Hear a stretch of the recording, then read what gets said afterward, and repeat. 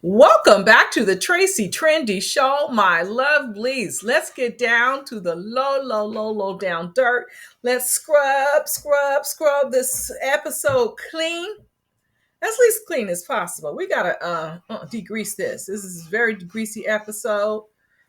Let's start off with a big cheese on the show, the so-called big cheese, Monique and Derek. It opens up, after Airbnb. Let's be clear. That was an Airbnb, and we see Derek feed Monique, and he seems like a feeder. Monique like to eat. She like my sex. Ooh, ooh. And I'm just thinking, okay, all right, the strange things people will do for change. I'm like, Mo, fix yourself. Stop investing in Derek's teeth and clothes and pocket money. And because she's talking about Derek loves, his love language is money. Well, you know what? You keep that love money and fix yourself, right? But anyway, moving on, they decided to go out for a night out in the town. And Monique was just so rude to the bottle girl, talking about our drinks are poured. You can go now. And I'm like, Monique, are you jealous much? You insecure? And my advice to Monique would be that you never be rude to the people who are serving some food to you or drinks. Anything that you have to consume, please don't be rude. Because you might be buying more than what you paid for. Okay. I'm just saying. Now a lot of people were talking about the episode and maybe there was something strange happening between Derek and the bottle girl and Monique. And they were thinking maybe Monique set the bottle girl up because the girl put the phone down after it seems as if Monique was texting. I don't know what to make of it because Monique is always on the phone all the time. So I don't know if the girl went into the bathroom with Derek. I don't know about that. But, let's just say Love After Lockup plays strange tricks. Okay.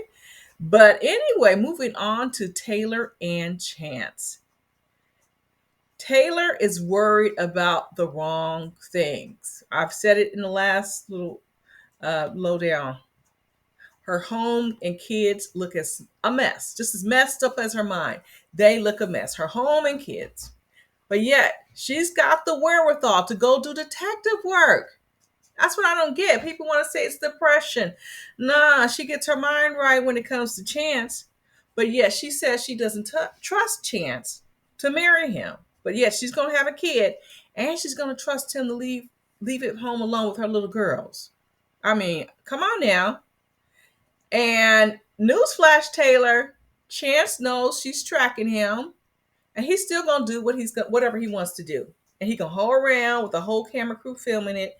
And he knows she's not going anywhere. Why? Because Shingles doesn't care, my love. Shingles does not care. Dang it. Doesn't she know the whole world is watching and looking at her nasty home? Go fix that because you can't fix Chance. And as I said, if loves, it wouldn't be me. It wouldn't be me. Don't tell me, oh, you don't know how to live with a narcissist. No, no. I mean, if anything, any eating being in that house is going to be cleaning because if you have time to lean, you got time to clean. Okay. Moving on to Amber and Puppy. I'm glad to see that Puppy and TC have called a truce of some sort. But I don't know. Amber's coming like she's looking for a fight. She seems agitated. And I don't think it's about this whole baby, what she calls situation, since the doctor didn't really tell her that she had to end her pregnancy. I just need to see Amber and Puppy you probably get it on because apparently what TC is dishing out ain't hitting it.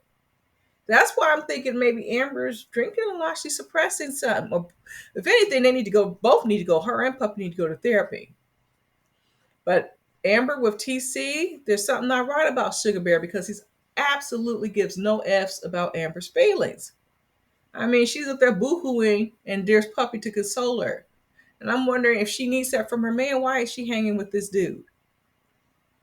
Moving on to Sean and Sarah. Now, Anthony is Sarah's baby's daddy, the first daughter's, Abby's dad. And I think he needs to humble himself. I mean, it was kind of ouch when Sean walked up and Anthony extended his hand out and Sean didn't return the handshake.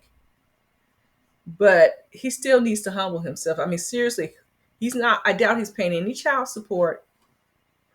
And my guess is that he needs to show, like reconsider, his feelings, because he has to show some respect to Sean because he is taking care of his kids. So that is respect. The handshake means nothing if what is proof is in the pudding. And I also think Anthony needs to see it from Sean's point of view, because if he doesn't know, it's Sean sees this, all his portrayal, all this action was going behind his back. And if anybody was in Sean's shoes, they would think the same thing as Sean. Like, there's something going on, all these secret meetings. And remember, before Sarah let Abby meet Anthony, they were kind of flirting and reminiscing, our meaning now. So as Sarah was willing to meet him at the coffee shop, and Sean didn't know that. Let's not forget that. Moving on to Lindsay and Blaine. Now I'm going to need Linz to put on her big girl panties and boss up.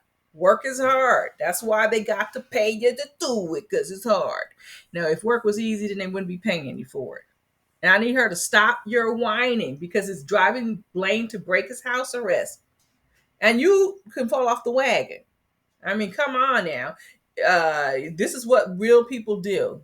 You want to go back in jail so you can be told and taken care of? Fine.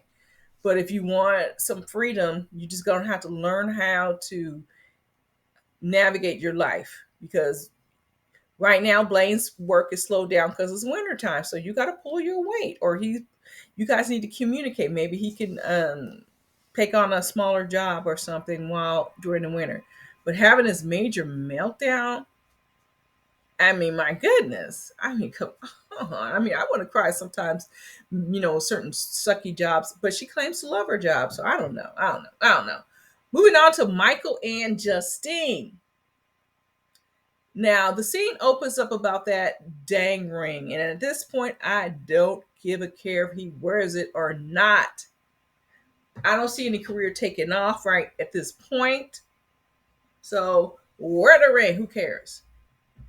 I do believe what Mocha's saying, but in the meantime, I don't know if Mocha could get him to those higher echelons in the music industry.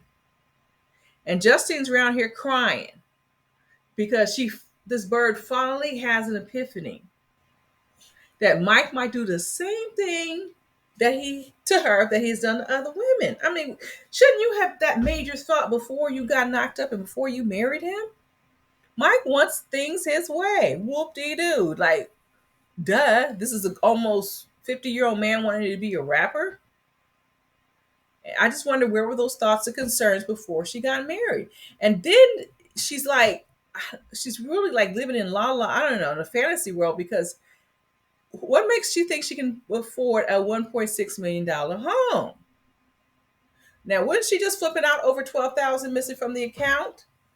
Now you got a $1.5 million home that you think you guys can wing it. I'm not going to, I'm not believing he's, all this royalty money. I'm not believing that. And royalty money, and from the shoe business, from the music and the shoe business. No, Mike, it wasn't hitting like that, because that's why you needed to turn to selling some drugs, because you didn't have money like that. So I'm going to need them to stop flexing like they got it like that. Because I'm not believing he made his money in the rap and shoe game. Give me a break. And Justine, you better keep your Section 8, because, I don't see anything else happening here on this end. So I think I covered there's Marcelino and Brittany. I'm not going to talk too much. I just think it's a totally farce. Is that they're up there talking about, the little boy talking about he wanted to have his parents have another wedding. I'm like, really? Really? Who fed that child that line? I don't believe in that. So at the end of the day, I'm not going to spend much time on Marcy and Brittany. I'm going to scoop over past them, ignore them. Let's talk about the winners of the episode. Monique and Derek, who won for their team? I would say that I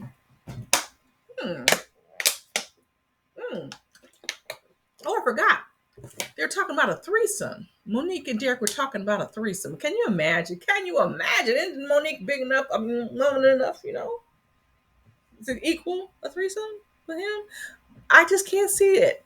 So, and then plus, Derek had enough cheaterization out there, so he's had enough playing around, so he doesn't need a threesome. And I wish he had told him that you cheated enough, you don't get a threesome. So, in order to determine who is the winner, I am going to say Derek is the winner because Monique didn't step up to the game and say, "Look, you cheated enough." Did I hear Mr. Cheater request? When is he gonna get that threesome? And when he said that, she should have said, "Dude, you done got it 10 times over those 10 cheaterizations you did." So Derek gets a point for the cons. Moving on to Taylor and Chance. She's got to do PI work. She leaves him with the kids. He's not going to have that house clean, even though she told him to fix that house, clean that house up. I'm going to give that point to Chance. So 2 points for the cons as we stand now. Amber and Puppy. Amber's crying. TC doesn't give a So TC gets the points for the non-cons. Puppy gets a point for the cons. Sean and Sarah. Interesting. I would say Sarah's winning. She's like the cat that ate the canary. So Sarah gets a point for the cons.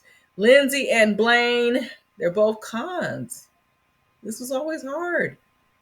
Definitely not Lindsay and definitely not Blaine. Blaine almost broke his house arrest and Lindsay almost, fell off the wagon.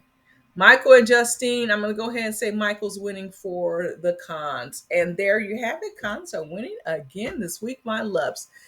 If you have not subscribed, what's holding you back, my loves? Go ahead and subscribe. Drop a line below, as well as hit that notification bell because you know YouTube plays tricks.